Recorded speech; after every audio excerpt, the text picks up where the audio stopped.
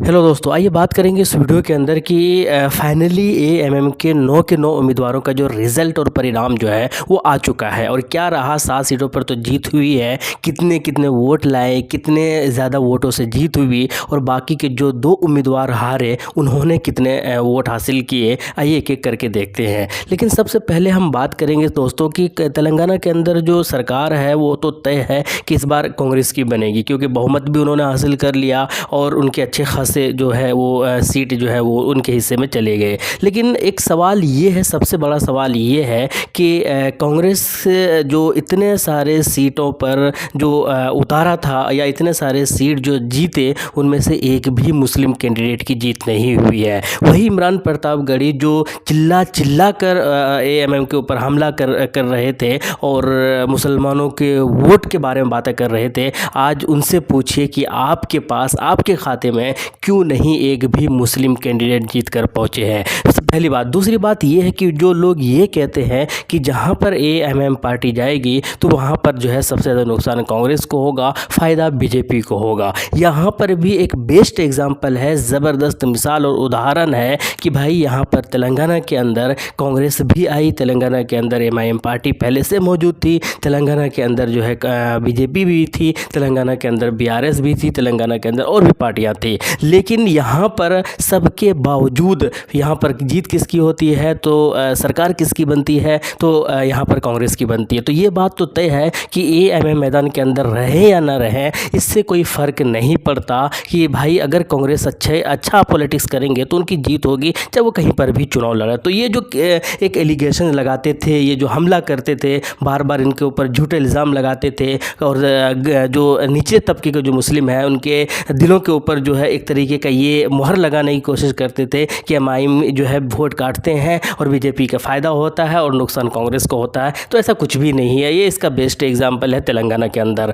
तीसरी बात यह है कि जो फिरोज़ खान बड़े चिल्लाते थे, उनकी हार हुई है। खैर पहले ये एक नज़र दौड़ते हैं हम लोग कि किसके हिस्से में कितने वोट आए और कितने वोटों से जीत हुआ। सबसे पहले हम बात करते हैं याकूतपुरा विधानसभा से जाफ़र हुसैन साहब उम्मीदवार थे एमआईएम पार्टी से और 46,153 वोट लेकर आए। 878 वोटों के आसपास से जो है इनकी जीत हुई और इन्होंने जो है मजलिस बचाओ तहरीक एक पार्टी है उनको इन्होंने हराया, साथ के साथ जो है बीजेपी को भी हराया। इसके बाद हम बात करते हैं नामपल्ली की। नामपल्ली का भी वही है, 60,000 के आसपास वोट लेकर आए माजिद हुसैन साहब और लगभग 2,000 के आसपास वोटों से जो है इन्होंने हराया। किसको हराया, तो कांग्रेस के फिरोज़ खान को हराया, जो हमेशा एलिगेशन और हमेशा जो बदतमीज़ी के साथ जो है वो पेश आते रहे थे। इसके अलावा अगर हम बात करें कि अहमद बिन अब्दुल्ला बलाला की, तो वो जो है 55,805 वोट लेकर आए थे और 26,106 वोटों से इनकी जीत हुई।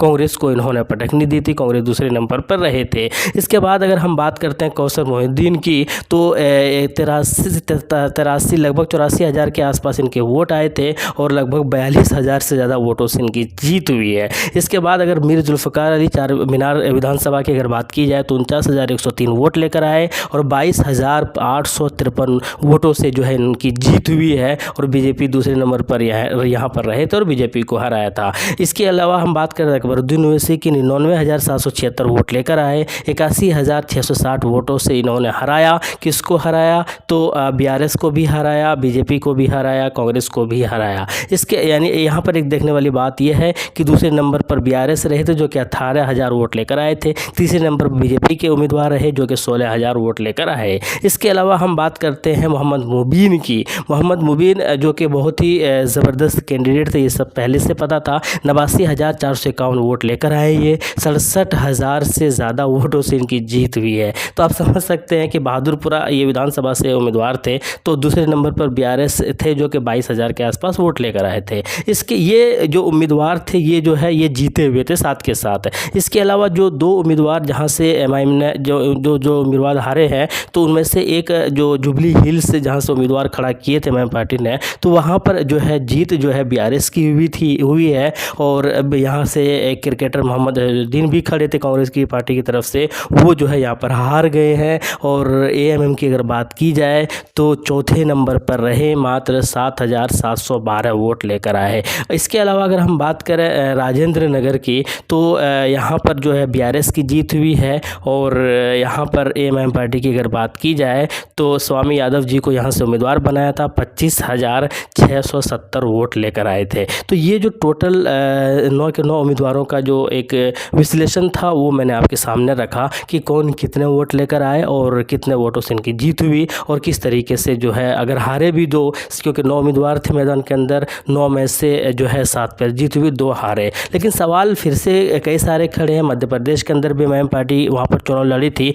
हालांकि 1-2 उम्मीदवार ने बड़े अच्छे, बुरहानपुर से खास करके अगर बात की जाए तो 30,000 के आसपास वोट लेकर आए, वो एक अच्छा प्रदर्शन रहा। पहली बार चुनाव लड़ रहे थे, जीत वहाँ पर नहीं मिली मध्य प्रदेश के अंदर। और इस ऐसे ही राजस्थान के अंदर भी अपना उम्मीदवार उतारा था, 8 सीटों पर चुनाव लड़ा था और वहाँ पर जो है एक भी सीट पर जीत हासिल नहीं हुई। कुछ जगहों पर अच्छा प्रदर्शन ज़रूर हुआ, लेकिन कुल मिलाकर बात यह है कि कांग्रेस किस तरीके से, किस नज़रिए से चुनाव लड़ना चाहती है, किस नज़रिए से सियासत करना चाहती है, ये सब लोग समझ से परे है। सब लोग समझ नहीं पा रहे हैं कि तेलंगाना के अंदर आप सारी ताकत लगा देते हैं, बाकी जगहों पर उस तरीके के क्यों नहीं, या फिर पता नहीं किस ये, क्योंकि रिज़ल्ट यही कुछ कहता है, छत्तीसगढ़ हार गए, बाकी जगहों पर भी हार गए। इसके अलावा अगर हम बात करें तो जश्न का माहौल है, सब अलग अलग तरीके से जश्न मनाया जा रहा है एमआईएम पार्टी की तरफ से। और ये बात तय था पहले से कि 9 सीट पर चुनाव लड़ेंगे, 9 में से 7 पर